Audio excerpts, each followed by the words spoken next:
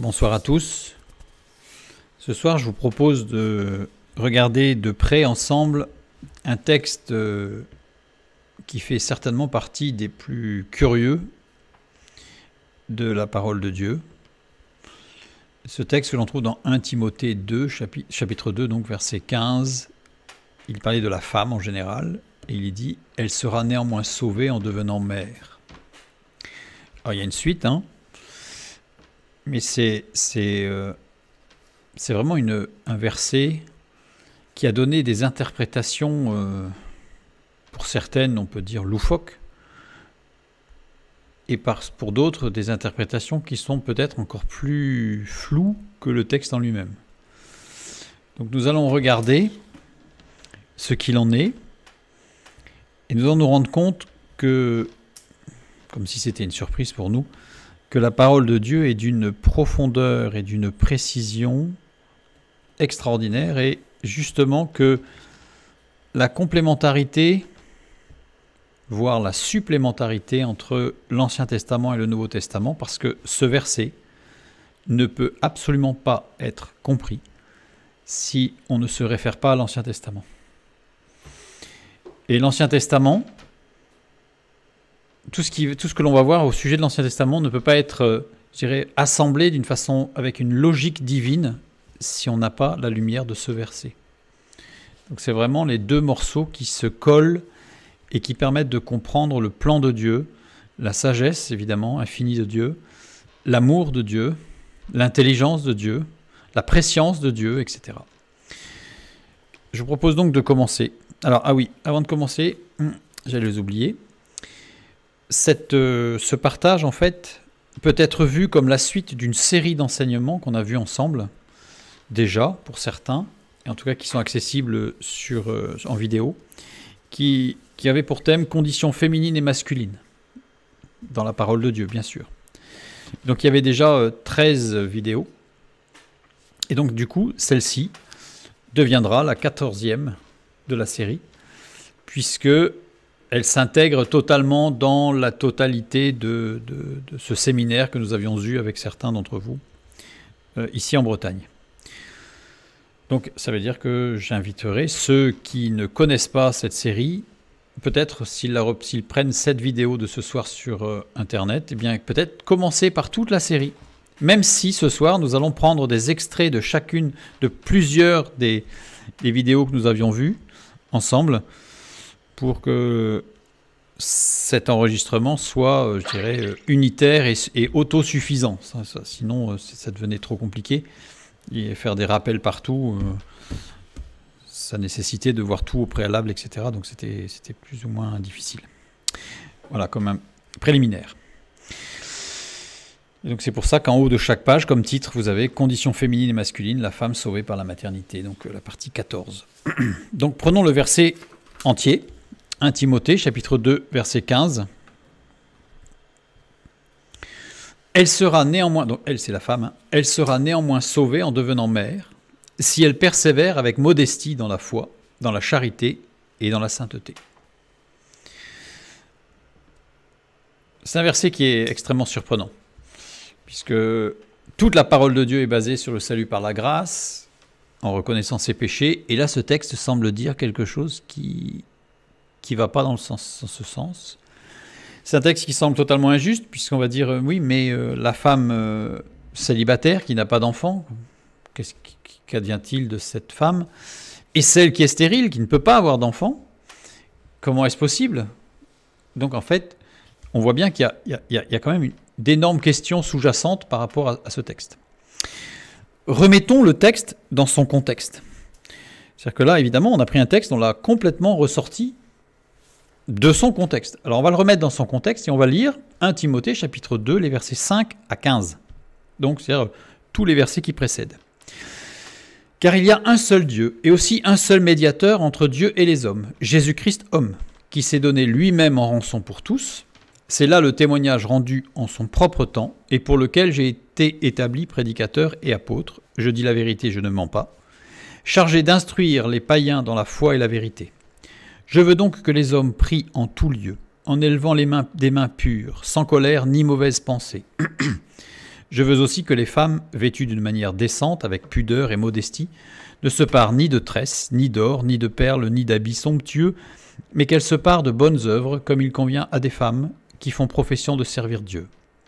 Que la femme écoute l'instruction en silence, avec une entière soumission. Je ne permets pas à la femme d'enseigner, ni de prendre l'autorité sur l'homme, mais elle doit demeurer dans le silence, car Adam a été formé le premier, Ève ensuite, et ce n'est pas Adam qui a été séduit, c'est la femme qui, séduite, s'est rendue coupable de transgression. Elle sera néanmoins sauvée en devenant mère, si elle persévère avec modestie dans la foi, dans la charité et dans la sainteté. C'est un texte qui, dans sa totalité, qui surprend, puisqu'on a l'impression que c'est énormément de cheveux sur la soupe, que c'est une juxtaposition de pensées un peu mélangées, avec des choses qui sont à charge de la femme, qui semblent complètement exclure l'homme de toute problématique créationnelle et de la chute, avec cependant une sorte de rattrapage de dernière minute. Elle sera néanmoins sauvée en devenant mère, donc c'est quelque chose d'un peu flou, lointain, pour Paul, célibataire, qui n'a pas d'enfant. Donc c'est vraiment un texte extrêmement curieux et dérangeant. Alors, le passage « Que la femme écoute l'instruction en silence avec une entière soumission. Je ne permets pas à la femme d'enseigner ni de prendre de l'autorité sur l'homme, mais elle doit demeurer dans le silence. » Corrélativement traité dans le silence de la femme dans l'assemblée. C'est-à-dire, quand je dis corrélativement, c'est-à-dire ces phrases ont été traitées dans une autre vidéo, donc je ne vais pas en parler ce soir de cette partie-là. Cependant, pour ceux qui ont vu l'autre vidéo, ce soir nous allons compléter l'autre vidéo avec un élément complémentaire qui, me semble-t-il, est très important pour bien comprendre pourquoi, quelle est l'origine de cette nécessité d'interdire l'enseignement à la femme et qu'elle ne prenne pas l'autorité sur l'homme. Donc voilà, ceci étant dit, rentrons dans le sujet. Donc notre verset. Nous allons commencer par le regarder de près. Alors pas de très très près, on y verra au fur et à mesure, mais on va commencer un petit peu à s'en approcher. Elle sera néanmoins sauvée. Néanmoins, D en grec, introduit des explications et les sépare des choses à expliquer. Donc on va sortir une idée là. Est ajouté à une allégation opposée à une déclaration précédente. Donc ça s'oppose à ce qui a été dit précédemment. Qu'est-ce qui a été dit précédemment ? Le verset juste avant, le verset 14, qui nous dit « Ce n'est pas Adam qui a été séduit, c'est la femme qui, séduite, s'est rendue coupable de transgression. » Donc en ce sens, traduire par « néanmoins » est cohérent, est tout à fait cohérent. Mais il n'est pas dit que la femme est perdue dans le verset 14. Il est dit que la femme s'est rendue coupable de transgression. Or, néanmoins, elle sera sauvée.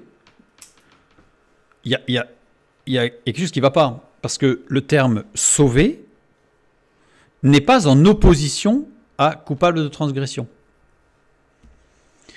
Parce que l'antonyme, c'est-à-dire l'opposition à « coupable de transgression », c'est « acquitté, innocenté, justifié », pas « sauvé ». L'opposé de « sauver », c'est « perdu ». On voit bien que le terme grec qui a été mis là, les deux lettres qui sont très importantes, puisqu'en fait elles soulignent une opposition catégorique. Or, les termes, en tout cas dans notre traduction, et on va voir ce qu'il en est, ne soulignent pas du tout une opposition, mais une sorte de rattrapage, mais pas d'opposition. C'est important de le souligner. Nous sommes ici dans quelque chose qui est illogique, en tout cas dans la construction de la phrase. Le verbe sauver, sozo. Sozo, qui veut dire garder sain et sauf, veut dire délivrer du danger ou de la destruction. Dans le sens biblique, délivrer des peines du jugement messianique, sauver des maux qui font obstacle à la délivrance par le Messie. Ici, il est conjugué au futur à la voix passive. Donc c'est bien rendu en français, hein, elle sera sauvée. C'est pas elle se sauvera, c'est elle sera sauvée. En devenant mère. Technogonia. Technogonia, ce n'est pas un verbe en fait, ça désigne la maternité. Nourrir, entretenir, subvenir aux besoins des enfants. Donc ça va plus que la maternité, c'est un mot qui désigne plus que l'accouchement, que le fait de porter un enfant 9 mois, puis d'accoucher. C'est porter l'enfant, le nourrir, il y a l'accouchement, et puis il y a derrière, il y a tout l'aspect de la maternité qui va vraiment de la formation de l'enfant in utero jusqu'à, je dirais, la maturité de l'enfant grandissant. Donc c'est vraiment une dynamique.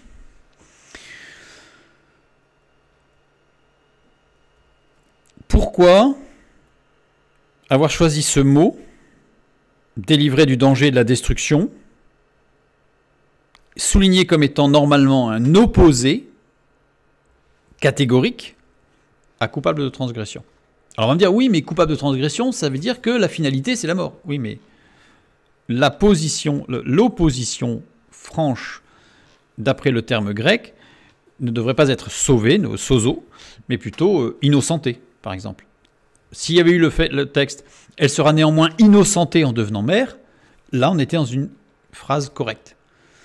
Et là, on n'est pas dans une phrase correcte. Donc ça veut dire qu'il faut regarder un peu plus. Soit d'un peu plus près, soit prendre du recul pour regarder l'ensemble du texte. Et nous allons prendre un petit peu de recul sur cette fois-ci pour revenir au contexte. La phrase introductive à notre verset, c'est laquelle? C'est le verset 14. Car Adam a été formé le premier, Ève ensuite. Et ce n'est pas Adam qui a été séduit, c'est la femme qui séduite s'est rendue coupable de transgression. Et ensuite, elle sera néanmoins. Donc ça rappelle bien cette phrase-là. Cette phrase, elle est construite en deux parties. On a « Car Adam a été formé le premier, Ève ensuite ».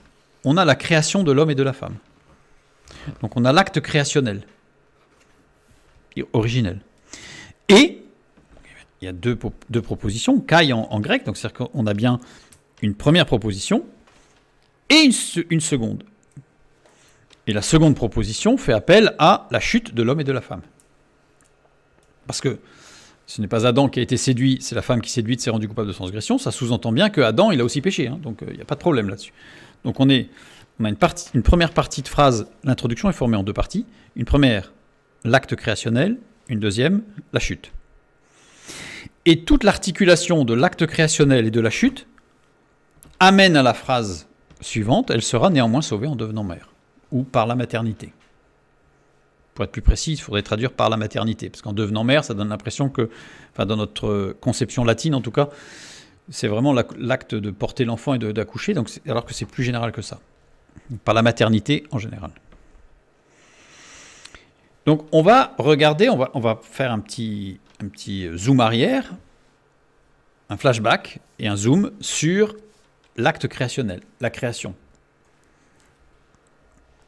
Genèse chapitre 2 verset 4. Voici les origines des cieux et de la terre quand ils furent créés, lorsque l'Éternel Dieu fit une terre et des cieux.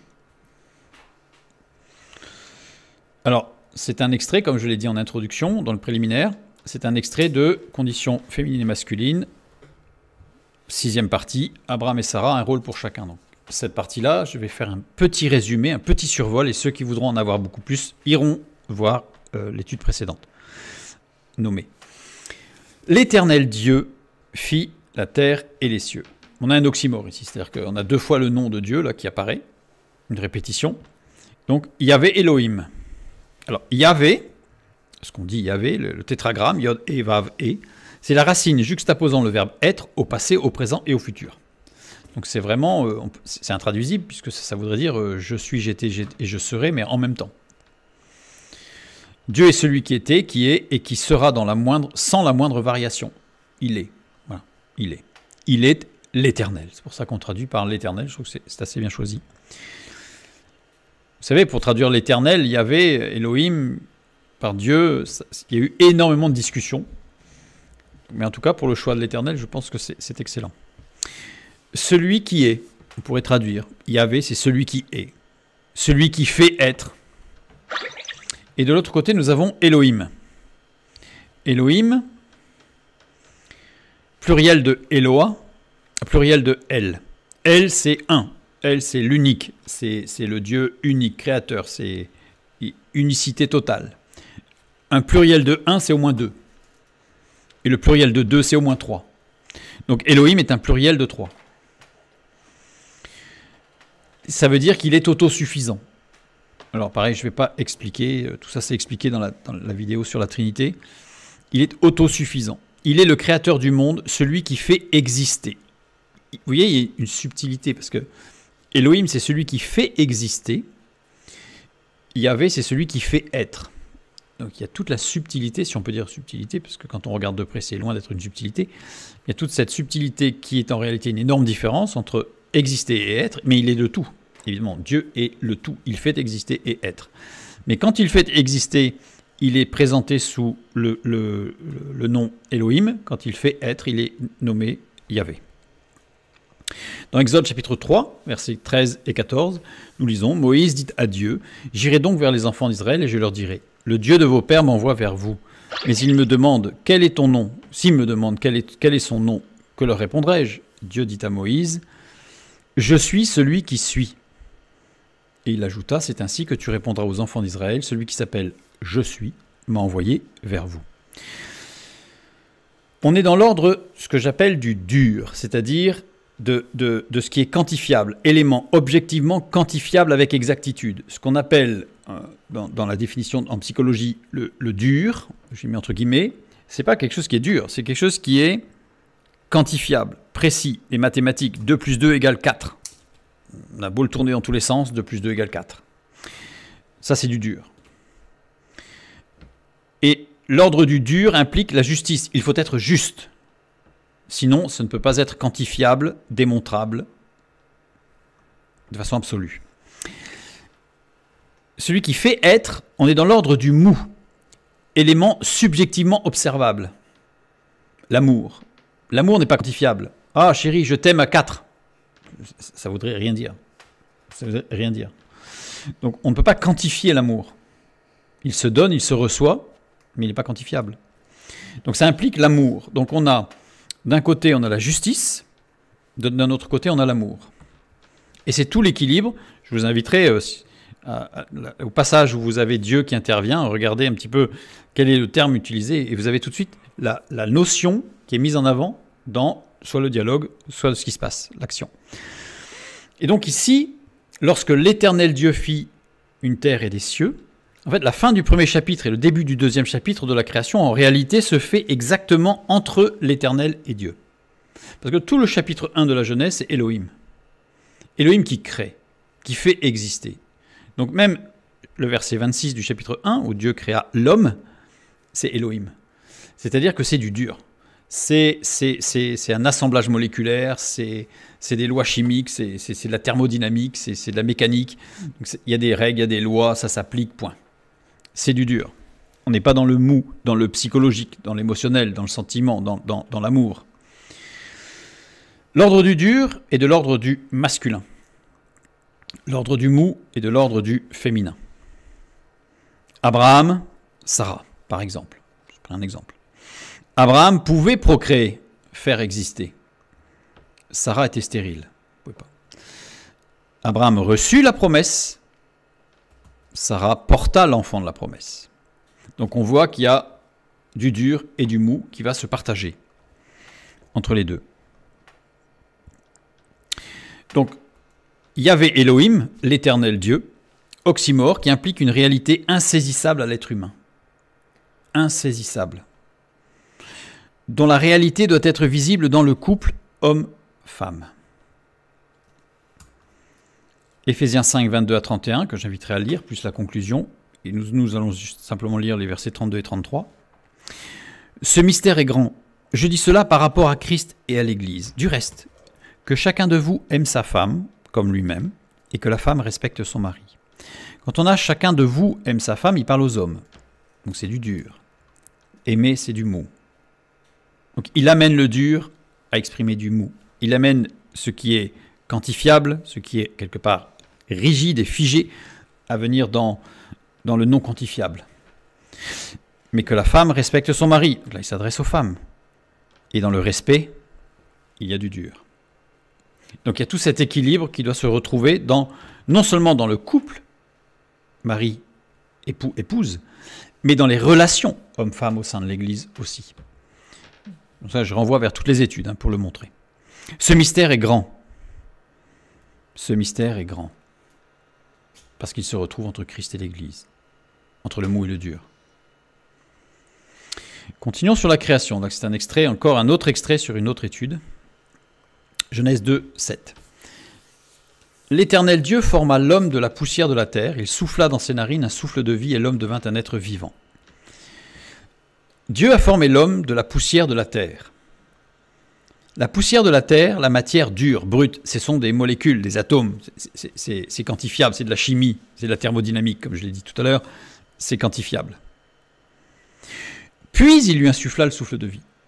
L'homme a été bâti à partir du dur, puis il lui a donné un souffle de vie, c'est-à-dire la matière dure, puis l'émotionnel et le spirituel.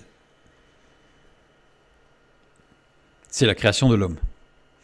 Genèse chapitre 2, verset 20, un peu plus loin, nous voyons que Dieu a conduit l'homme devant tous les animaux, ou plutôt, il a amené les animaux devant l'homme, et l'homme donna des noms à tout le bétail, aux oiseaux du ciel et à tous les animaux des champs. Mais pour l'homme, il ne trouva point d'aide semblable à lui. C'est-à-dire qu'il a vu tout ce qui existait, et là, il se trouve face à un énorme problème, il est seul. Il est seul. Et je ne sais pas si vous avez déjà fait l'expérience de cette sensation de solitude, mais c'est véritablement une sensation émotionnelle très très forte. Et juste après, qu'est-ce qu'il fait? L'Éternel Dieu forma une femme de la côte qu'il avait prise de l'homme et il l'amena vers l'homme. C'est-à-dire que la femme est formée à partir de l'homme, mais pas à n'importe quel moment. Elle est formée à partir du moment où l'homme est dans une charge émotionnelle extrême. Il est seul. Et la femme, elle est formée à partir de cet homme avec ses questions, ses émotions. Et après, Dieu l'amena à une rencontre avec son alter ego, l'homme, dans le dur. Donc le schéma pour la femme est complètement inverse. C'est-à-dire que c'est de la matière qui est dans le mou, c'est-à-dire que dans l'émotion, dans la charge émotionnelle et spirituelle, puis dans la rencontre avec le dur. Donc là, on voit bien par cette mécanique que déjà, la rencontre entre l'homme et la femme, que ce soit dans le couple, que ce soit pour des fréquentations ou au sein même de l'assemblée, en fait, se font sous des angles complètement différents. Le mou, originellement créé par Elohim, dans le dur, l'homme impose le genre masculin au terme générique de l'humanité. Originellement conduite par Yahvé dans le mou, Yahvé qui est l'amour, l'homme doit intégrer, ou l'homme intègre, le féminin et la femme intègre le masculin dans la relation d'être pour être. C'est-à-dire qu'on a vraiment une construction différente, mais qui normalement aboutit à un équilibre entre les deux. Alors pour plus de détails, je renvoie vers l'étude nommée, parce que je ne fais que survoler. On continue avec une autre prise, cette fois-ci de l'étude, la troisième étude du séminaire. Si les femmes se virilisent, elles perdent leur spécificité créationnelle, évidemment.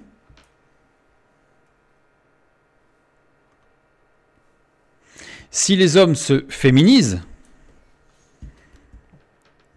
ils perdent leur spécificité créationnelle. Dans les deux cas, l'humanité perd sa spécificité créationnelle. Les hommes sont portés vers ce qui est clairement objectif. Les femmes sont portées vers l'appréciation de ce qui est subjectif. Créationnellement, je dirais. Originellement. C'est-à-dire l'homme, quand ce qui est objectif, c'est ce qui est dit, le dit. La femme, c'est dans le non-dit. Ce qu'on dit, le dur. Le non-dit, le mou. Le dur, c'est ce qui fait appel aux sciences dures. Science dure, quantifiable, ce qui est objectivement quantifiable avec exactitude. Le mou, qui fait appel aux sciences molles, qui n'est pas objectivement quantifiable avec exactitude. L'amour, l'amitié, ce sont des choses qui ne sont pas quantifiables. Toute collectivité humaine repose sur 3 piliers, les rites, les croyances, la tribu. Les rites, ce sont les actions, les croyances, ce sont les idées, la tribu, c'est l'affect. L'homme est à l'aise dans les 2 premiers axes, les actions et les idées. La femme est à l'aise dans les 3 axes. Alors plus ou moins, ça évidemment ce sont des gradients en fonction des personnes et en fonction de chacun. L'homme et la femme ont 2 visions du monde différentes. C'est le même monde, évidemment, mais sous des angles totalement différents. L'homme va le voir dans le dur, c'est-à-dire au travers d'éléments quantifiables, objectifs, exacts, gérables. La femme, elle va le voir plutôt dans les sciences molles, c'est-à-dire dans l'affect et dans le subjectif. L'homme et la femme ont 2 gestions du monde différentes. Ils ont 2 visions du monde différentes, mais ils ont aussi 2 gestions du monde différentes. L'homme, lui, les idées dures, les actions dures, l'affect dur. Je donne toujours le même exemple. C'est à partir de l'idée du football que l'homme se fait qu'il joue ou qu'il forme une tribu. C'est-à-dire qu'il a une idée du football et il joue au football en fonction de l'idée qu'il a de ce sport. La femme, elle a des idées qui sont dans l'affect mou. Ce n'est pas des idées dures, c'est l'affect mou. Les idées molles, les actions molles. C'est à partir du ressenti que la femme va conceptualiser le sport qu'elle va pratiquer.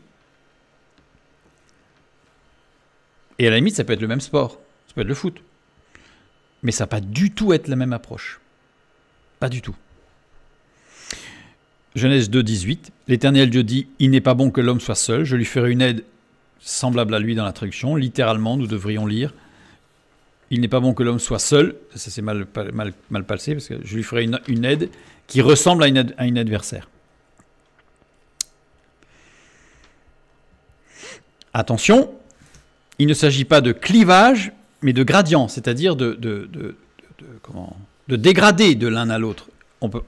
Attention, ce n'est pas de dire les femmes sont dans le mou, les hommes sont dans le dur, et donc ça s'affronte.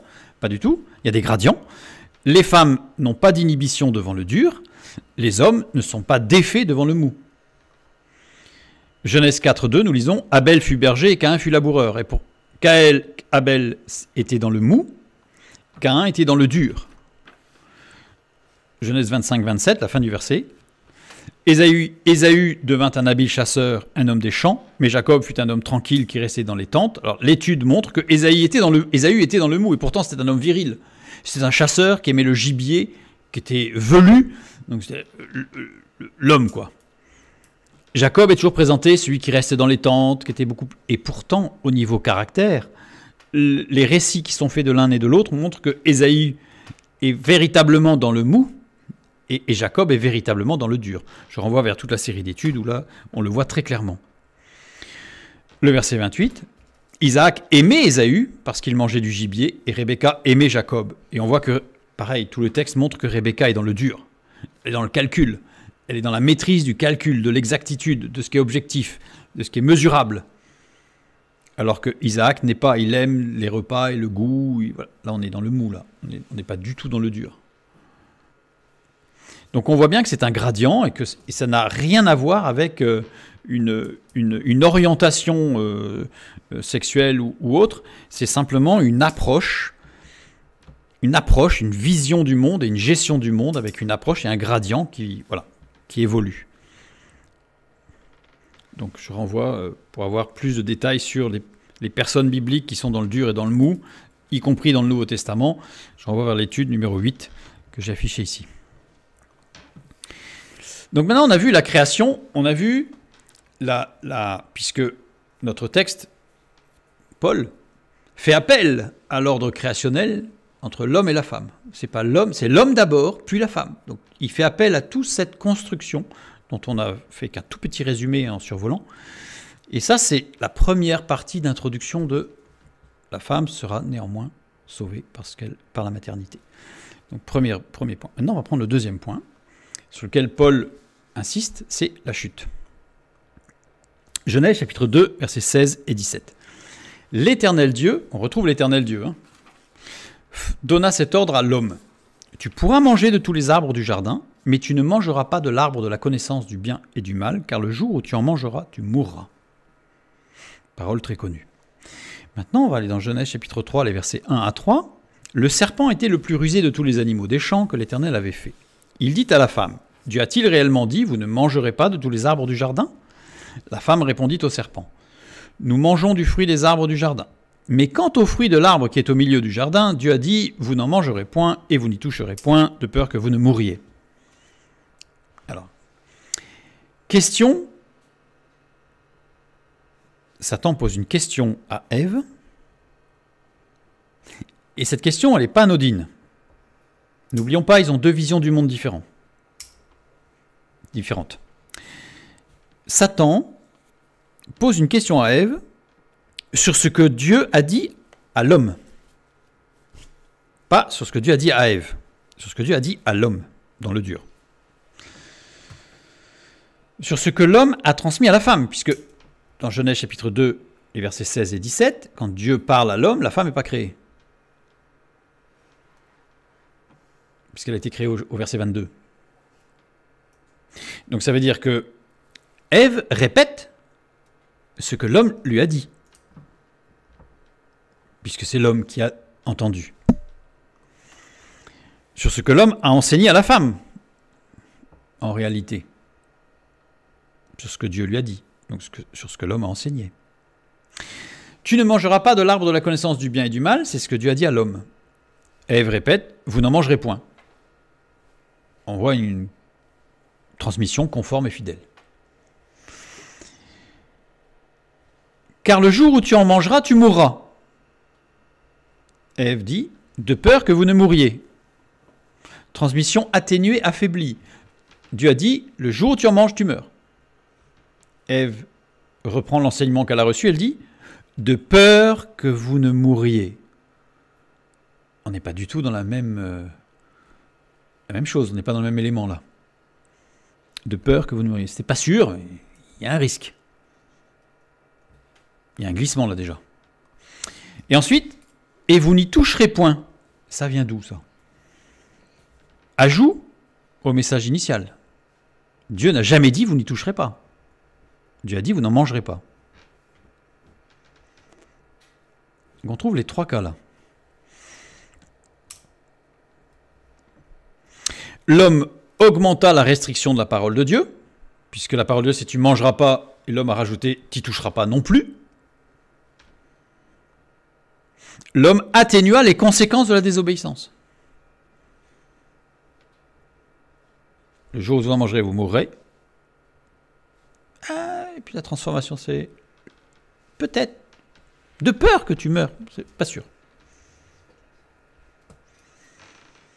Alors, on peut se dire que c'est peut-être la femme qui a interprété ce qui a été dit. Alors, je ne vais pas rentrer dans le détail parce que ce n'est pas le sujet de ce soir, mais si on regarde bien, quand Dieu va parler à l'homme, c'est bien, Dieu va bien s'adresser d'abord à l'homme en disant « Hé, qu'est-ce que tu as dit? Qu'est-ce qui s'est passé là? Ton enseignement là ?» Donc il y a bien un problème. Je ne vais pas rentrer dans le détail. L'homme aurait-il sous-estimé la femme? En disant Dieu a dit pas en manger, je rajoute un truc, c'est t'y touches pas non plus. On assure le coup. Était-il lui-même tenté? Parce que pour dire de peur que vous ne mouriez, c'est-à-dire quelque part, parce que si on n'a vraiment pas tenté, si on n'a vraiment pas envie et qu'on n'a franchement pas envie de mourir et qu'on va dire non, on va mourir là. À la limite, on va même augmenter, tu vas mourir avec des souffrances atroces, on va peut-être augmenter même le truc. C'est que là, pas du tout. C'est de peur que vous ne mouriez. Donc ça laisse supposer que Adam lui-même était tenté déjà. Il a amoindri la peine en disant finalement, est-ce que si c'est terrible que ça? Continuons. Donc ça, c'est la première chose. Donc là, je vous renvoie, parce qu'on ne va pas l'étudier ce soir, mais je vous renvoie vers la femme ne doit pas enseigner. En fait, c'est vraiment une responsabilité originelle et créationnelle qui a été donnée à l'homme et qu'il n'a pas assumée. Donc je dirais, pour faire rapide, qu'aujourd'hui, si une femme prend l'enseignement sur l'homme, ça veut dire qu'en fait, elle prend la responsabilité du défaut d'enseignement d'Adam. Donc c'est très grave. Et cela, Paul le montre un petit peu plus loin. Je ferme la parenthèse. Nous allons continuer pour voir, nous on a vu la chute, maintenant on va voir après la chute. Genèse chapitre 4, les versets 1 et 2. Adam connut Ève, sa femme, elle conçut et enfanta Caïn, et elle dit « J'ai formé un homme avec l'aide de l'Éternel. » Elle enfanta encore son frère Abel. Abel fut berger, Caïn fut laboureur. Donc je renvoie vers l'étude numéro 8. Pour avoir plus de détails, là on va faire que survoler. Adam n'est nommé que 2 fois dans le chapitre 4. Genèse chapitre 4, le verset 25. Adam connut encore sa femme, elle l'enfanta un fils, elle l'appela du nom de Seth. Il est nommé 2 fois que dans les rapports sexuels. Sinon, il n'existe pas, Adam. Uniquement dans le cadre des relations sexuelles de procréation. C'est plus qu'un détail. On ne peut pas dire qu'il était très présent. L'homme, en réalité, a disparu. La première relation sexuelle intervient après la chute. Et c'est après la première expérience orgasmique de la chute qu'Adam nomme Ève. Genèse chapitre 3, verset 20. Adam donna à sa femme le nom de Ève, car elle a été la mère de tous les vivants. Alors là, je renvoie vers l'étude sur la chute dans le jardin d'Éden, que s'est-il passé, et la chute dans le jardin d'Éden, les conséquences, pour comprendre ce que c'était que cette première expérience orgasmique, c'est-à-dire qu'en mangeant de l'arbre qui est traduit par de la connaissance du bien et du mal, en mangeant de ce fruit de l'arbre, en fait, ils ont fait une expérience psychédélique d'orgasme cellulaire, je dirais, de tout le corps. On appellerait ça aujourd'hui un shoot, un trip, un état de drogue profonde, psychédélique. Donc en fait, et ça a été leur première expérience orgasmique. Et ensuite, les relations sexuelles ont commencé après la chute. Et je renvoie vers l'étude pour avoir plus de détails. Ce qui est intéressant, c'est que Adam donna à sa femme le nom de Ève, après la chute. Il a nommé Ève après la chute. Et remarquez que ce n'est pas Dieu qui a nommé Ève. C'est Adam qui a nommé Ève, après la chute. Ève, en hébreu, Chava. Chava, comme le vav est pointé, on peut voir le double, et c'est ce qui nous donne, qui rend l'existence patente au sens, 2 premières lettres, et les 2 lettres suivantes expriment un état violent de l'âme. S'applique au cri d'une extrême douleur. On peut le lire autrement, avec les 2 lettres extrêmes, peint la violence d'un coup porté, et le double vav désigne un clou. Désigne une conversion, une transformation.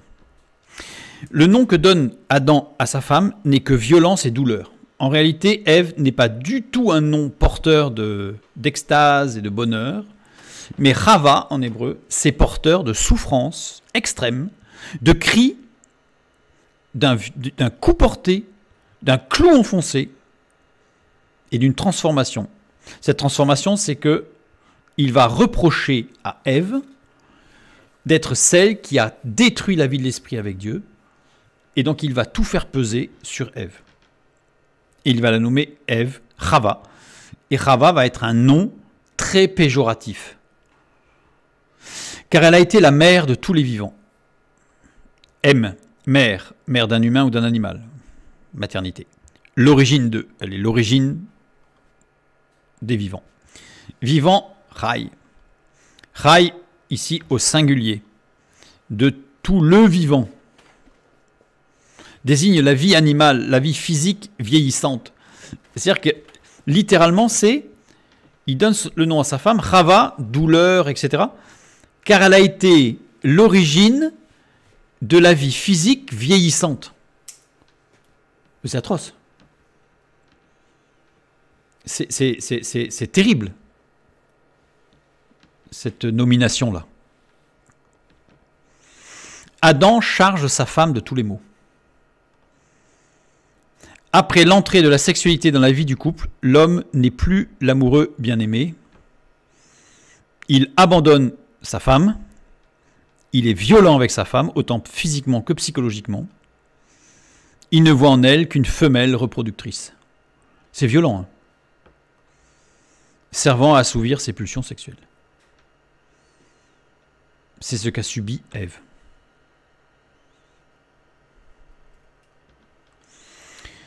Toujours après la chute, on reprend voilà, une autre citation, un autre extrait, parce qu'on survole, hein, toujours sur ce passage, Adam connut Ève, sa femme.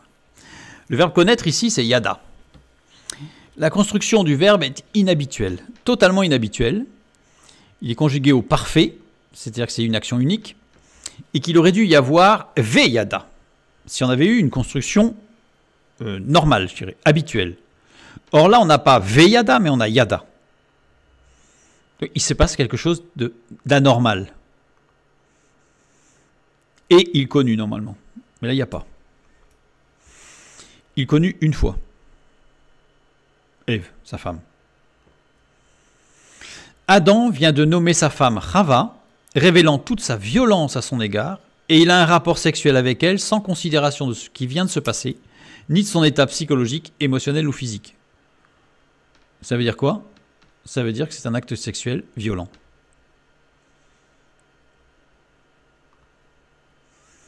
Elle conçut, enfanta et elle dit. Les deux sont conjugués à l'imparfait. À l'imparfait, c'est-à-dire qu'il y a eu un acte violent, une agression sexuelle, puisqu'elle était en souffrance et il en a abusé. Et elle concevait, enfantait Caïn et disait. C'est-à-dire que c'est du continu là. Là, on a sa souffrance là, de femme. Elle concevait, enfantait Caïn et elle disait. J'ai formé un homme avec l'aide de l'Éternel. Qu'est-ce qu'on voit ici? Elle était seule face à la maternité. L'homme n'était pas là.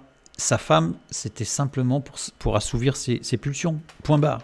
Il n'était pas là. Totalement absent. Et elle a porté cette charge seule de la maternité. Et le mot sa femme ici, c'est très intéressant parce que c'est le mot ishat. Or, ishat, c'est un mot qui est rarement employé, puisque c'est isha, mais avec le tav final. C'est le mot que l'on retrouve dans Proverbe 31:10 quand il est parlé de qui peut trouver une femme vertueuse, c'est ishat. Ça veut dire que le texte nous montre que Ève est restée, elle s'est blottie dans les bras de l'Éternel, qui ne l'a pas abandonnée. C'est pour ça qu'elle a pu dire « J'ai formé un homme avec l'aide de l'Éternel ». Elle s'est réfugiée en Dieu. Vertueuse, Chayil. Chayil qui veut dire armée, capable, vaillante, forte, courageuse, riche, vertueuse, brave. Adam accusait sa femme d'être à l'origine de la vie animale vieillissante, Chay. Il a supprimé le lamed de Chayil.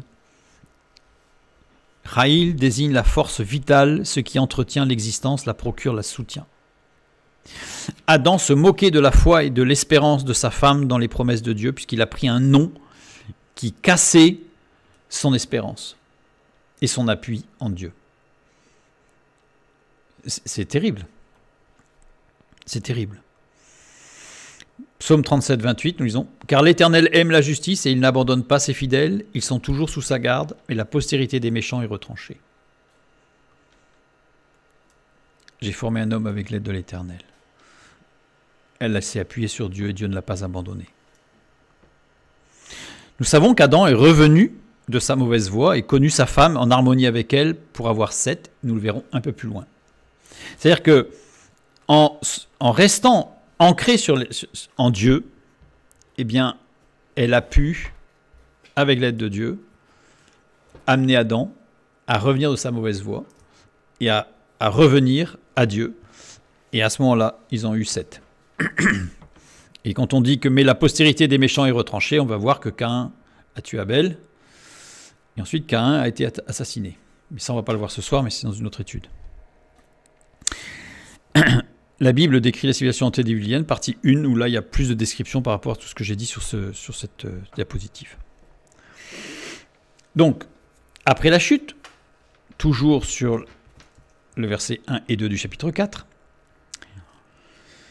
Elle enfanta encore son frère Abel. Enfanta, conjugué à l'imparfait. Conjugué à l'imparfait, c'est-à-dire que les circonstances sont les mêmes que pour l'aîné. Puisqu'il y a une répétition. L'imparfait, c'est-à-dire que ça se répète. Donc ça veut dire que, voilà, on est dans le même cas que pour Caïn. À nouveau agressé. Abel fut berger, Caïn fut laboureur. Abel et Caïn sont définis par leur métier dès la naissance.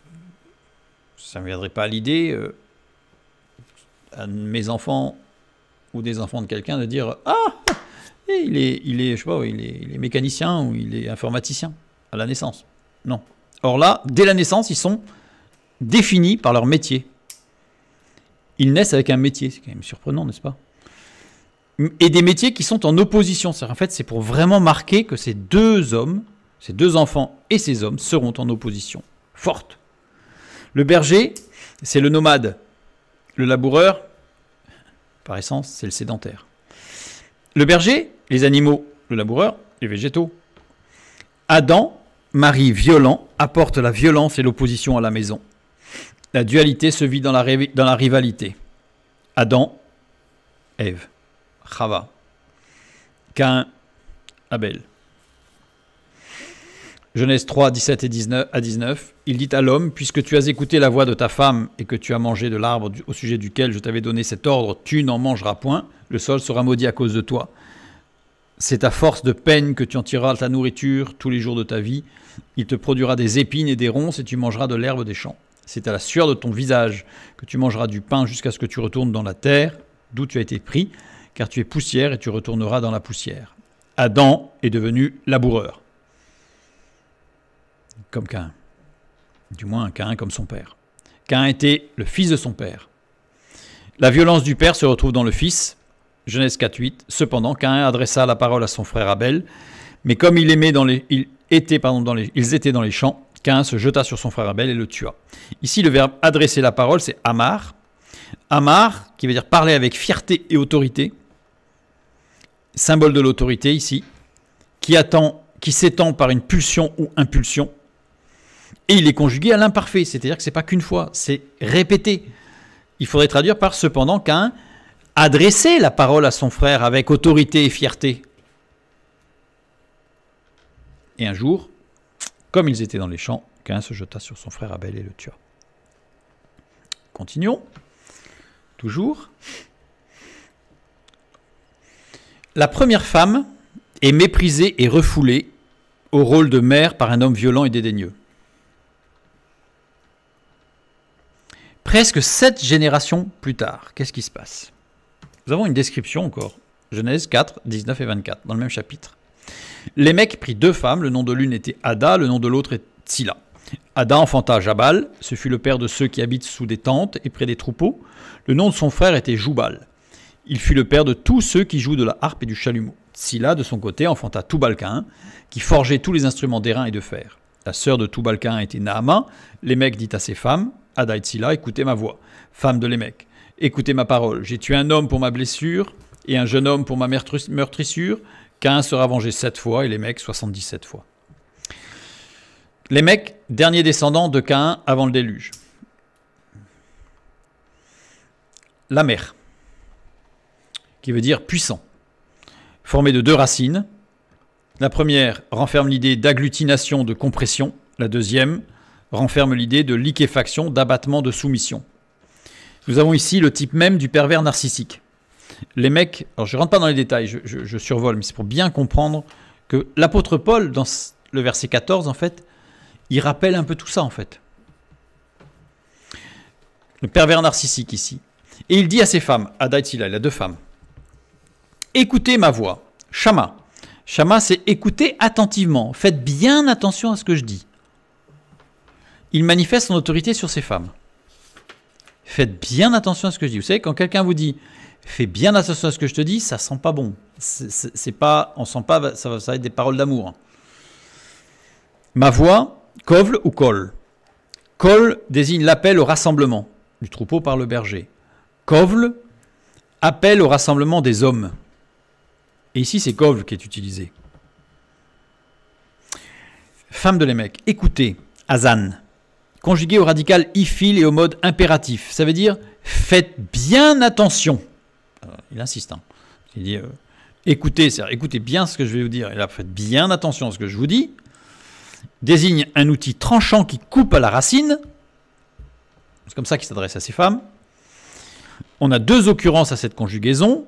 Et l'autre, on la retrouve dans Ésaïe 32, 9. Femme insouciante, levez-vous, écoutez ma voix, fille indolente, prêtez l'oreille à ma parole. Donc là, on voit que Dieu, c'est pas pour compter fleurette. Hein. C'est pour des choses qui sont très sérieuses et très sévères. Écoutez ma parole, imra, ordre provenant d'une autorité spirituelle, c'est-à-dire que je suis le chef. Lémec aborde son discours comme s'il voulait se confesser, alors que, en réalité, il intimide ses épouses et les invective. C'est d'une très très grande violence, le texte en hébreu est très très violent. 1000 ans plus tard, rien n'a changé dans l'humanité. La femme demeure maltraitée par l'homme pervers.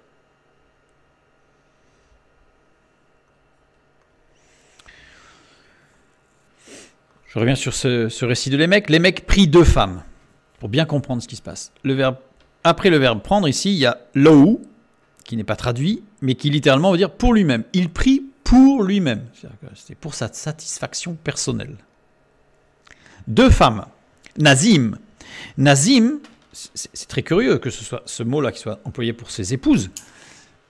Personnes importantes de rang reconnues pour leur qualité physique. Donc il a pris pour lui-même 2 femmes aux qualités physiques bien jaugées. Le nom de l'une était Ada, qui veut dire ornement. Avec les diacritiques, on a un zakef katon dessus qui désigne une rupture. Et on a le nom de l'autre qui est Tsila. Tsila, qui veut dire ombre. Alors la première lettre de Ada se rapporte à quelque chose de purement physique. Donc là, on a vraiment physique. La dernière lettre de Tsila se rapporte à quelque chose de non physique. La première lettre de Ada désigne des sons sourds, inappréciables et sans harmonie, alors que la première partie du mot de Tsila désigne un son clair et éclatant. Donc on a 2 femmes qui sont décrites de manière très opposée.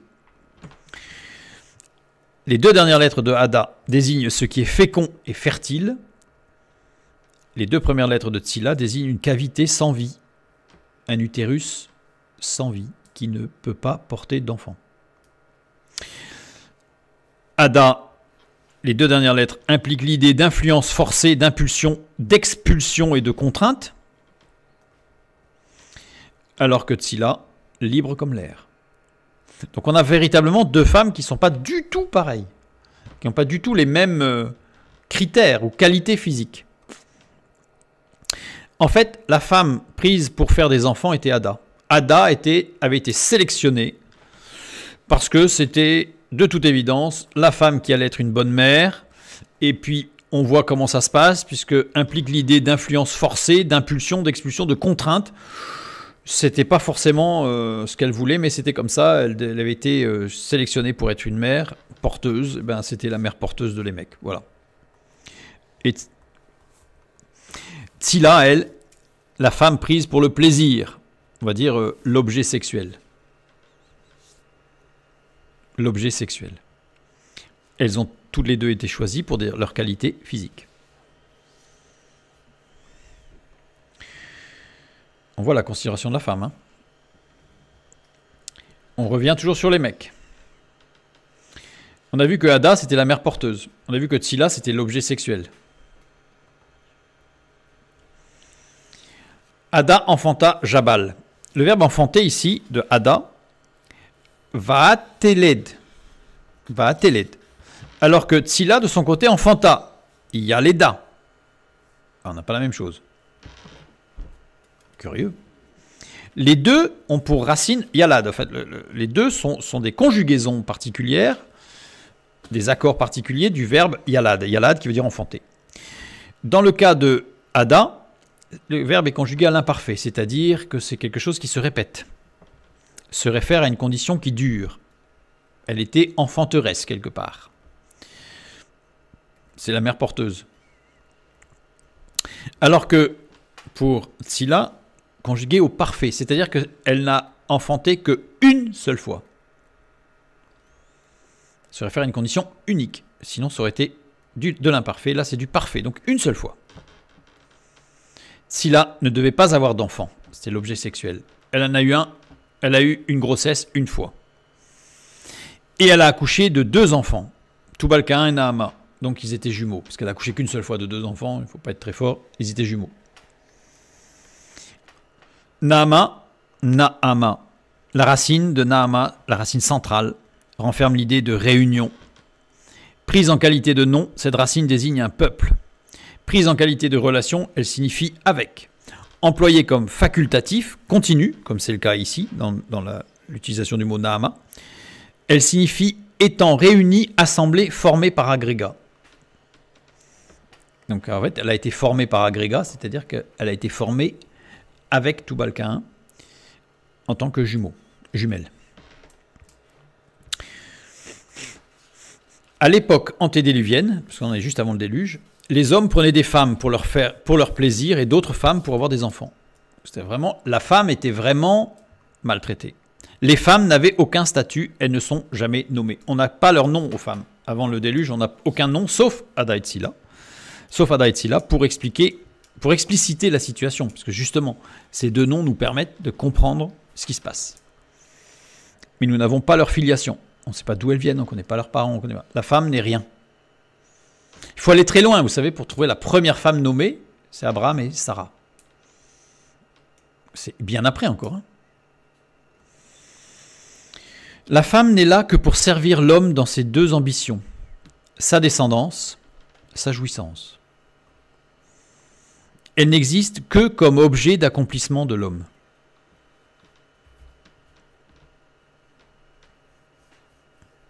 La femme est ravalée à l'animalité.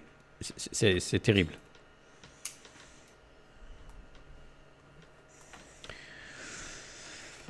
Je reviens sur 1 Timothée, puisque l'apôtre Paul, quand il dit « ce n'est pas Adam qui a été séduit », et avant, en fait, il parle de la création, etc. Donc on l'a vu tout à l'heure.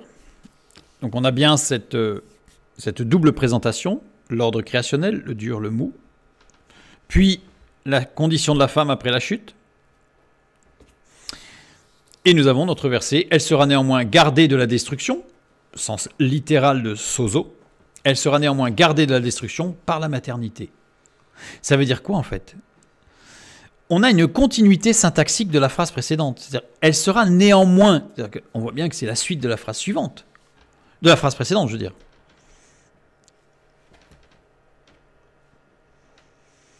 Conjugué au futur, au mode indicatif. Le futur indique une action qui n'est pas encore réalisée. Au moment de la chute, puisque c'est la suite. Il n'y a pas de... Comment on va dire? Le récit est continu. L'apôtre Paul et le Saint-Esprit qui l'inspire, il ne fait pas du hachis parmentier dans le texte. Il ne fait pas du hachis. C'est pas haché. C'est continu. Donc, il y a une continuité dans la pensée. Ce n'est pas Adam qui a été séduit, c'est la femme qui séduite s'est rendue coupable de transgression. Là, on est au moment de la chute, là. On est au moment de la chute, là. Elle sera néanmoins gardée, mais c'est la suite. Donc, ça veut dire qu'à partir de ce moment-là, dans le futur, elle ne sera pas détruite. Grâce à quoi? La maternité. Le mode indicatif marque un simple état de fait si une action se produit réellement, ou est arrivée, ou arrivera. Elle est rendue par le mode indicatif. C'est-à-dire que c'est sûr, c'est un fait.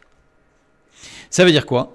C'est grâce à la maternité, grâce au fait que la femme soit la seule à pouvoir porter un enfant qu'elle ne sera pas détruite par l'homme. C'est-à-dire que on a vu les descriptions, j'aurais pu en rajouter, qui montrent que après la chute, la femme a été ravalée à l'état d'animalité et que si Dieu n'avait pas... D'abord, il y a le déluge, mais qui a sauvé et l'humanité et la femme, parce que c'était un moment terrible de dépravation. Mais ce qui a sauvé la femme, quelque part, pour que l'être humain féminin, le XX, ne soit pas détruit, ne soit pas, tué, destruction, c'est parce qu'en fait, c'était le seul moyen d'avoir une descendance. Et si vous regardez la vidéo sur la civilisation antédiluvienne, partie 1, vous verrez qu'en fait, Les hommes avaient des enfants en espérant que ce soit des filles, pour pouvoir assouvir leur pulsion. Et c'est pour ça d'ailleurs que Tzila, elle a accouché seule de Tubal-Caïn et de Naama, mais Naama, le texte biblique nous montre qu'en fait, elle l'a caché. Lémec n'a eu connaissance que d'un fils, Tubal-Caïn, et c'est ce qui a sauvé Naama, qui est devenue, le texte biblique nous le montre, qui est devenue la femme de Noé. Donc cette fille et cette femme qui ne devait pas naître, d'une femme qui ne devait pas avoir d'enfant, en fait, est devenue, entre guillemets, la seconde Ève, c'est-à-dire que la mère des 3 enfants de Noé qui vont repeupler la terre.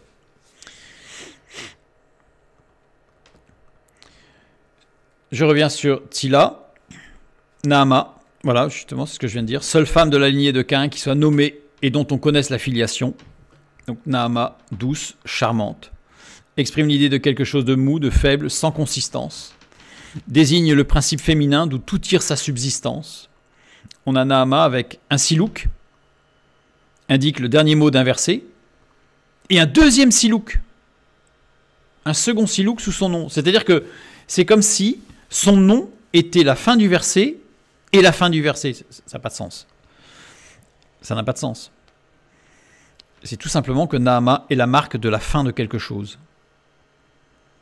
Naama est à l'origine de génération de tout ce qui est, de tout le mou. De tout le mou auprès de l'homme. Il n'y a que 2 femmes qui peuvent être appelées mères de tous les hommes. C'est évidemment Ève et Naama. Donc c'est pour ça que Naama était la femme de Noé en fait. Et 1 Corinthiens 1, 27 à 29. Mais Dieu a choisi les choses folles du monde pour confondre les sages. Dieu a choisi les choses faibles du monde pour confondre les fortes. Et Dieu a choisi les choses viles du monde et celles qu'on méprise, celles qui ne sont point, pour réduire à néant celles qui sont, afin que nulle chair ne se glorifie devant Dieu. Jésus est né d'une vierge. C'est tout le principe en fait de ces versets 27 à 29, où Dieu a sauvé l'humanité par Noé, bien sûr, mais par Naama aussi. Donc les 2 femmes qui peuvent être appelées mères de tous les hommes sont Ève et la femme de Noé, Naama. Le deuxième silouk signifie enlèvement. Naama a été enlevé des mains de Lémec, son père, afin d'être gardé de ses pratiques sélectives des femmes.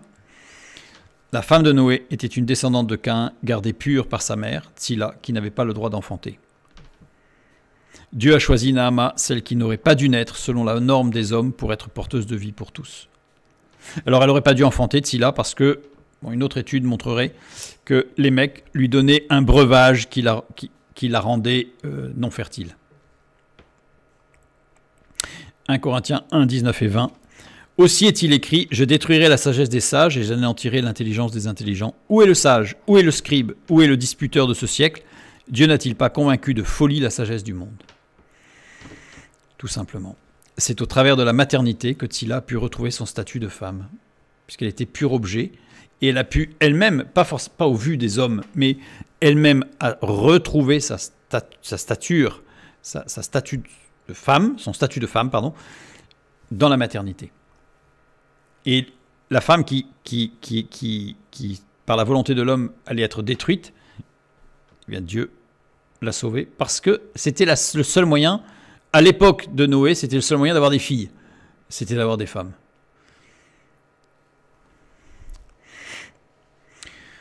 Je reviens sur Adam et Ève, pour quand même avoir une note quand même un petit peu optimiste. Adam connut Ève, sa femme, elle conçut et enfanta Caïn et elle dit « J'ai formé un homme avec l'aide de l'Éternel », ce qu'on a vu tout à l'heure. Donc là, je reprends ce qu'on a vu tout à l'heure, c'est-à-dire que c'était l'agression de Adam vis-à-vis de sa femme sans considération de sa souffrance et même de la moquerie qu'il lui imposait. Donc c'est de ce pervers, en fait. Il se moquait d'elle. Donc voilà, elle était seule face à la maternité, dans cette violence que l'homme lui a faite. Genèse 4, 25, nous lisons « Adam connut encore sa femme, elle enfanta un fils et l'appela du nom de Seth, car, dit-elle, Dieu m'a donné un autre fils à la place d'Abel que Caïn a tué. » Connaître ici, c'est « veyada ». La construction du verbe est habituelle cette fois-ci. Vous voyez, on compare par rapport à ce qui était le cas pour Caïn et Abel, où c'était une construction inhabituelle. Là, on a une construction habituelle. Veyada. Conjugué au mode imparfait, alors que là c'était au mode parfait. On voit bien qu'il s'est passé quelque chose. Elle enfanta encore son frère, Abel. Encore, c'est Yassaf. Yassaf, de nouveau, comme précédemment. De la même manière, dans la même violence. Alors que, au verset 25, Adam connut encore sa femme, c'est Ovd. Ovd, ça veut dire encore, et ça dure longtemps.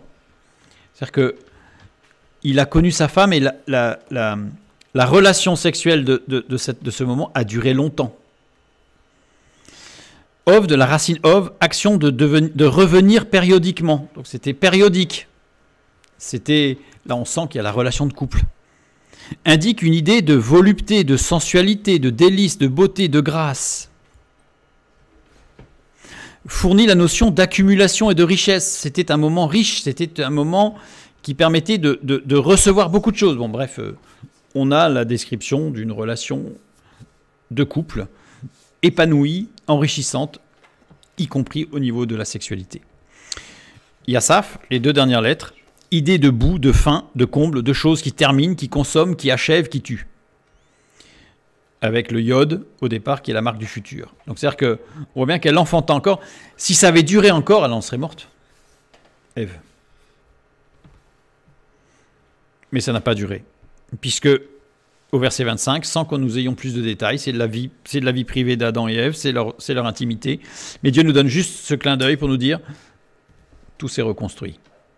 Pourquoi? Parce que c'était une femme Ishat. C'était une femme vertueuse. C'était une femme de Dieu. Et c'est ici, on a Ève, en manifestant la grâce et les vertus de la femme vertueuse, a gagné son mari. Gagné pas Ever. A gagné son mari. Extraordinaire. Petit clin d'œil avec l'apôtre Paul qui dit « Femme, sais-tu si tu sauveras ton mari ?» etc. Enfin, tout ça. Paul, en fait, il le maîtrisait, tout ça. Élevé au pied de Gamaliel, tout ça, c'est connu par les grands raves, par les grands rabbins. Et donc, dans ces textes du Nouveau Testament, en fait, ce ne sont que des clins d'œil, des allusions. Et quand il dit « Je suis là », moi, le moindre des apôtres, on l'a dit tout à l'heure, mais pour enseigner les païens, donc pour leur apporter cette lumière de tous ces éléments bibliques fondamentaux, extrêmement profonds. Et ici, dans cette reconstruction du couple entre Adam et Ève, eh bien, nous avons cette construction avec Ishat, donc le Ish et le Ishat, qui sont les 2 noms de l'homme. Ish, c'est l'homme en Dieu. Ishat, c'est la femme vertueuse, donc c'est la femme totalement épanouie et accomplie en Dieu. Nous avons 2 lettres en commun entre Ish et Ishat. Le Aleph symbolise Dieu. Ah, zut, ça va se croiser. Le Shin, qui symbolise l'esprit. Il y a un petit décalage que normalement les lettres auraient dû se superposer dans l'animation, c'est un peu raté. Et il y a 2 lettres différentes. Le Yod symbolise le Messie. Le Tav qui symbolise la croix. En fait, ça aurait fait un mot si ça n'avait pas été aussi brouillon. Voilà, ça aurait fait un mot ici, voilà. Ça aurait fait un mot qui veut dire, la base du mot mariage, c'est la racine, c'est la base du mot qui donne le mot mariage. Le véritable mariage, c'est un homme en Dieu, une femme en Dieu. Dieu rendant la croix concrète, littéralement, ou témoin de la croix. Ça, c'est le but du couple qui marche avec Dieu. Alors, si vous voulez avoir toutes les constructions entre Adam plus Ishat, ou Adam plus Isha, ou etc., tout ça fait des mots, en fait, à chaque fois. Ça fait des mots qui expriment des tas de choses. Vous pouvez aller voir une étude particulière sur le mariage, sur le couple qui a été enregistré. Voilà, donc c'est le couple. Le couple étant la première ecclésia. Dans l'Ancien Testament, pour les mariages hétérogènes, on a Khatam. On n'a pas ce mot-là, on a Khatan. Khatan qui veut dire dégradation, consternation, terreur. Je reviens sur notre verset. Donc on en comprend de plus en plus la teneur en fait. C'est un condensé, c'est même plus un résumé là, c'est un condensé d'une densité extraordinaire de l'apôtre Paul. Elle sera néanmoins gardée de la destruction par la maternité, si elle persévère. Alors on a compris maintenant ce texte. Maintenant, regardons la fin de la phrase. Si elle persévère. Le verbe persévérer ici, c'est méno. Méno peut avoir plusieurs références. Ça peut faire référence à un lieu.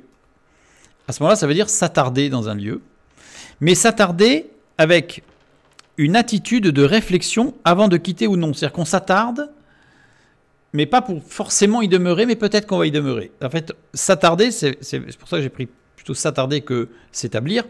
C'est vraiment, on s'enfuit pas tout de suite, on réfléchit, mais peut-être qu'on va partir. Donc voir, soumettez-vous les uns aux autres, où on parle de cette attitude de réflexion. En fait, c'est une soumission, la soumission, que la femme soit soumise à son mari. D'ailleurs, c'est la femme plutôt soumise à l'autorité par rapport à l'enseignement. Bref, le verbe soumettre ici, la soumission, fait appel à une attitude de réflexion pour savoir si oui ou non on s'engage dans l'obéissance et la soumission ou pas. Si Meno est utilisé en référence au temps, alors ça veut dire continuer à être, ne pas périr. Désirer, espérer quelque chose qui adviendra peut-être. Espérant contre toute espérance. En fait, elle est dans l'espérance et dans la foi, en référence à un état ou à une condition. Rester le même ou la même, ne pas devenir un autre ou une autre ou différente. C'est rester soi. Ne pas se laisser manger. Donc littéralement, alors j'ai remis les mots dans l'ordre parce que si elle persévère dans nos traductions, c'est si elle persévère avec modestie dans la foi, la charité, alors que dans le texte original, c'est plutôt si elle persévère dans la foi, dans la charité et dans la sainteté avec modestie. Pour que ce soit plus clair. Bon, le mot foi, c'est bien la foi, avec tout ce que cela implique. Dans la charité, c'est agapé, un amour qui ne peut émaner que de Dieu. Cet amour exclut tout sentimentalisme, toute émotion, car il est constant dans sa forme et dans le temps. C'est un amour qui vient de Dieu. C'est pas un amour charnel. Il existe 7 mots différents en grec pour définir l'amour. Certains même envoient 10 avec des nuances, mais il y en a 7. Donc celui-là, c'est évidemment celui qui est tout en haut, si je puis dire, puisqu'il n'est accessible qu'au travers de l'Esprit de Dieu qui nous le transmet. Dieu n'a pas de poussées émotionnelles ou sentimentales. Voilà. Cependant, cet amour n'est pas froid et distant puisqu'il porte la notion d'accueil chaleureux et de partage. Donc, c'est-à-dire que ça n'a rien à voir avec l'émotionnel, avec les grandes larmes. C'est vraiment quelque chose qui est profond, qui est rempli de chaleur, rempli d'accueil, de partage, mais qui reste logique, construit, etc. Donc, c'est vraiment quelque chose de maîtrisé par l'esprit et dans l'esprit. Dans la sainteté, agiasmos qui veut dire dans la sanctification et la consécration. C'est quoi la sanctification et la consécration? Eh bien, c'est un changement de façon d'appréhender les choses à l'égard du péché et de Dieu, avec le désir de se destiner davantage à Dieu. Donc c'est vraiment chercher à avoir le regard que Dieu porte sur telle et telle chose, sur tel et tel événement. Et le mot qui a été traduit par modestie, sophrosune, littéralement avec solidité d'esprit. Je ne vois pas pourquoi ça a été traduit par modestie. Je pense que ce sont des hommes qui ont traduit ça et que ça les arrangeait bien, mais littéralement, sophrosune avec solidité d'esprit, avec prudence et sagesse, avec modération dans les désirs. Évidemment, c'est une exhortation remplie de sens par rapport à, l'ordre créationnel de la femme qui est dans le mou, c'est-à-dire qui va être dans le subjectif, et ce n'est pas du tout péjoratif. Ça peut être très amélioratif, mais il faut que ce soit toujours dans la sagesse et dans la modération conduit par l'esprit. Et là, à ce moment-là, évidemment, ça devient une force extraordinaire. Et le si, qui donne l'impression ici que c'est conditionnel, elle sera gardée à la destruction si et seulement si elle persévère, eh bien, Ehan devrait plutôt être traduit mais que. Elle sera gardée la destruction par la maternité, mais qu'elle continue à être, qu'elle continue à réfléchir, à analyser, avec sa particularité subjective, avec sa particularité du ressenti, du non-dit, de la perception des choses. C'est ce qu'a fait Tsila, puisqu'en fait elle a détourné le breuvage de Lémec pour avoir un enfant. Elle a caché, donc elle a réfléchi, elle a analysé, elle a géré, et elle a amené Naama à devenir une femme épanouie qui a pu se marier avec Noé, où là il y a eu toute une démarche de reconstruction avec Noé, mais ça peut être vu dans une autre étude. Donc ici, nous avons une exhortation pour la femme à demeurer dans la foi, l'amour et la sanctification, restant ferme dans l'espérance et étant modérée et prudente afin de veiller à ne pas périr moralement, spirituellement, psychiquement et physiquement. Quand on dit dans l'amour, évidemment, c'est l'agapé, c'est l'amour de Dieu qui a pour but. L'agapé, l'amour de Dieu, a un but. Le but, c'est pas la jouissance, c'est pas la réjouissance, ça, ce sont des conséquences. Mais c'est le salut. Donc la vue, ici, c'est exhortation pour la femme à demeurer dans la foi, dans cet amour des âmes, dans cet amour pour le salut. Et c'est ce qu'a manifesté Ève vis-à-vis de son mari Adam. Définition de la femme vertueuse du Proverbe 31. Quand on a tout le reste, quand on a toute cette définition, en fait, c'est la femme vertueuse du Proverbe 31. Je fais une petite parenthèse, je dis que Ève est restée avec Adam, mais pouvait-elle faire autrement? Là, on a un cas très particulier, ça ne veut pas dire que systématiquement une femme martyrisée doit rester avec son mari dans l'espérance. Pas du tout, le texte nous dit bien le contraire, puisqu'il nous dit qu'en fait il faut s'attarder avec réflexion, mais s'attarder ça veut dire qu'on ne va pas forcément y rester. Mais Ève ne pouvait pas faire autrement parce qu'elle était seule. Ça amplifie notre perception de sa souffrance. Une femme battue, quand elle sort, espère que ça se voit pour que quelqu'un en parle, quelqu'un la libère de ce poids du silence. Ève, elle ne pouvait pas parce qu'il y avait qu'elle. Donc elle s'est réfugiée en Dieu, et Dieu l'a soutenue, l'a secourue, l'a secondée, jusqu'à justement un rétablissement complet. Ça a quand même duré une centaine d'années, puisqu'on nous dit que c'est à l'âge de 130 ans qu'il y a eu Seth. Mais quelle grâce, puisque le verset qui est juste après nous dit que c'est quand Seth a eu des enfants qu'on a commencé à adorer Dieu. Donc c'est-à-dire que ça montre que le témoignage de Ève a porté des fruits chez son mari, qui est revenu à Dieu, qui a pu avoir une vie épanouie de couple avec elle, qui a pu avoir des enfants, puisqu'après il dit qu'il y a eu des fils et des filles. Et à partir de Seth, c'est là que même ses enfants ont pu recevoir la grâce et la lumière de Dieu, puisque c'est à partir de là qu'on a commencé à adorer et louer Dieu. Nous avons ici, je dirais enfin, je pense, une explication de ce que l'apôtre Paul nous dit en très très condensé, mais on le sait parce que par l'introduction précédente, comme on l'a vu tout à l'heure. Et je vous inviterai après à relire tout ce passage que nous avons lu, le contexte, du verset 5 au verset 15, du chapitre 2 de la première épître à Timothée, avec tout ce que nous venons de voir.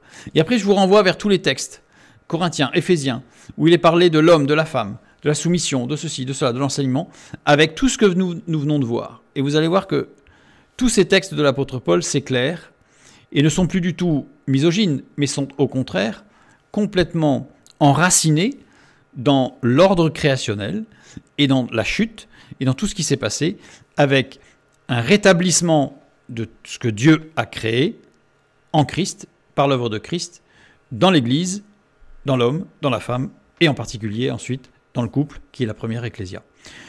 Que Dieu vous bénisse, et à bientôt.